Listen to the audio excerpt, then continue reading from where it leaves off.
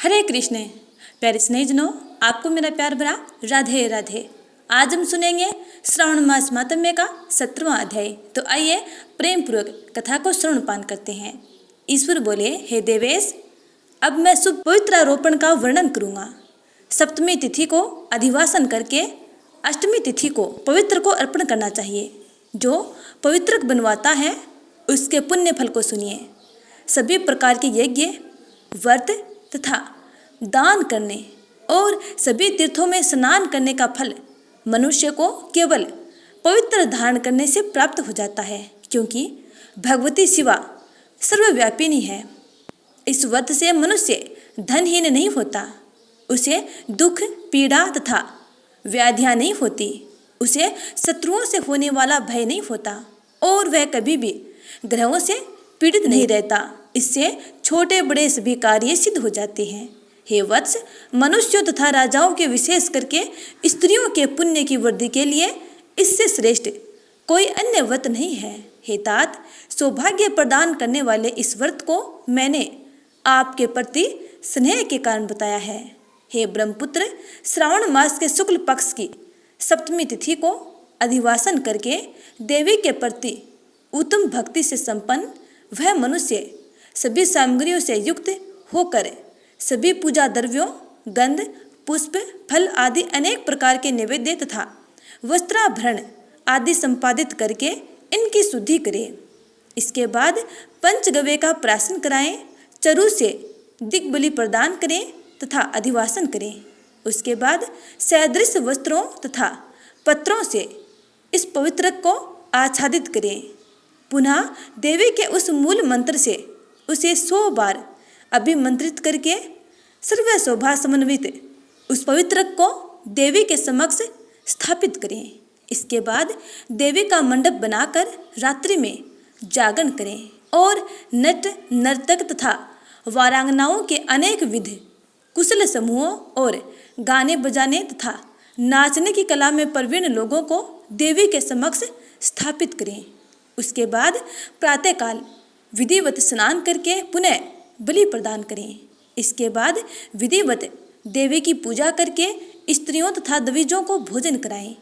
पहले देवी को पवित्रक अर्पण करें और अंत में दक्षिणा प्रदान करें। हे वत्स, अपनी सामर्थ्य के अनुसार कार्य सिद्धि करने वाले उस नियम को धारण करें। राजा को प्रयत्न पूर्वक स्त्री के प्रति आसक्ति, जुआ, आखेट तथा मांस आदि का परित्याग कर देना चाहिए। ब्राह्मणों तथा आचार्यों को स्वाध्याय का और वैश्यों को खेती का कार्य तथा व्यवसाय नहीं करना चाहिए। 7, 5, 3, 1 अथवा आधा दिन ही त्यागपूर्वक रहना चाहिए और देवी के कार्यों में निरंतर अपने मन में आसक्ति बनाए रखनी चाहिए। हे मुनिस्तम, जो बुद्धिमान व्यक्ति विधानपूर्वक पवित्रारोपण नहीं करता है उसकी वर्ष भर की पूजा व्यर्थ हो जाती है।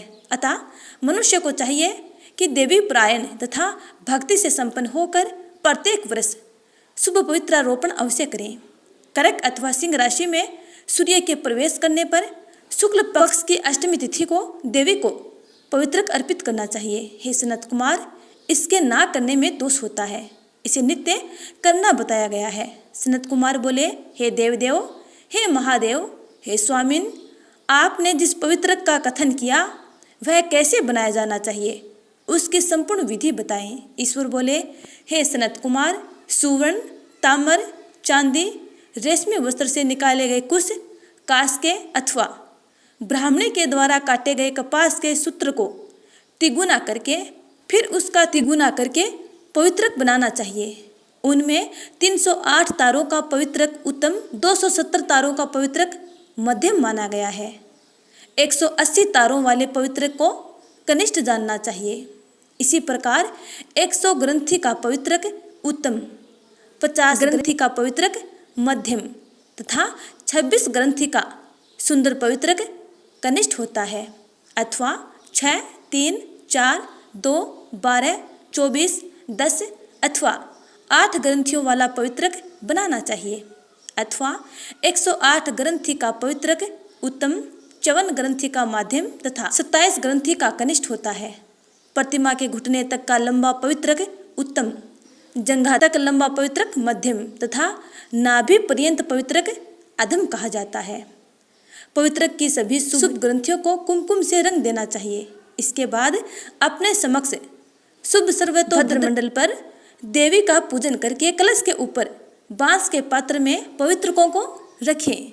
3 तार वाले पवित्रक में ब्रह्मा, विष्णु तथा शिव का आह्वान करके स्थापित करें। इसके बाद का सुनिए।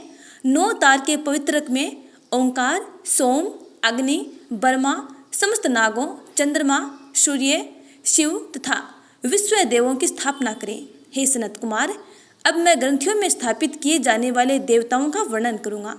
किरिया, पौरुषी, वीरा, विजया, अपराजिता, मनोन्मयी, जया, भद्रा, मुक्ति और ईशा ये देवियाँ हैं।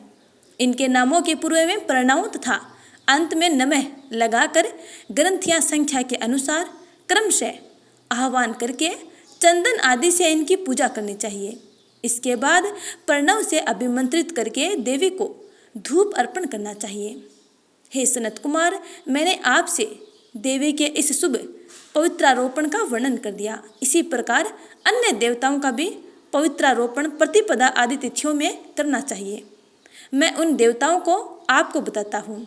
कुबेर, लक्ष्मी, गौरी, गणेश, चंद्रमा, बृहस्पति, सूर्य, चंडिका, अम्बा, वासुकी, ऋषिगण, चक्रपाणी, अनंत, शिवजी, ब्रह्मा और पितर, इन देवताओं की पूजा प्रतिपदा आदि तिथियों में करनी चाहिए।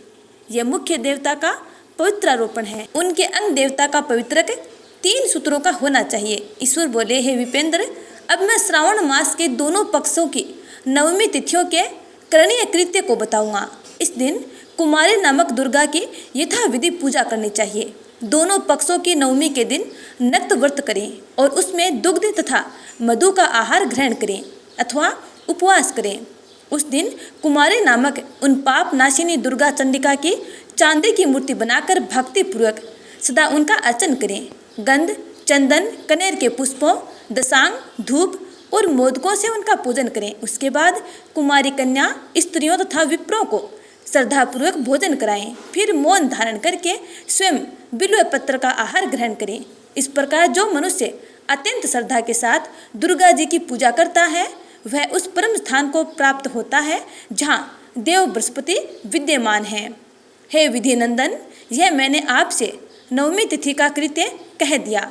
यह मनुष्य के सभी पापों का नाश करने वाला, सभी संपदाएं प्रदान करने वाला, पुत्र पौत्र आदि उत्पन्न करने वाला और अंत में उन्हें उत्तम गति प्रदान करने वाला है। तो प्यारे भक्तों, आज हमने सुना श्रावण मास मातम्य का 17वां अध्याय। उम्मीद करती हूँ कि आपको ये कथा अच्छी लगी है। यदि अच्छी लगी है तो लाइक कमेंट कर देना और अगले अध्याय का इंतजार करना। तब तक के लिए जय श्री राधे।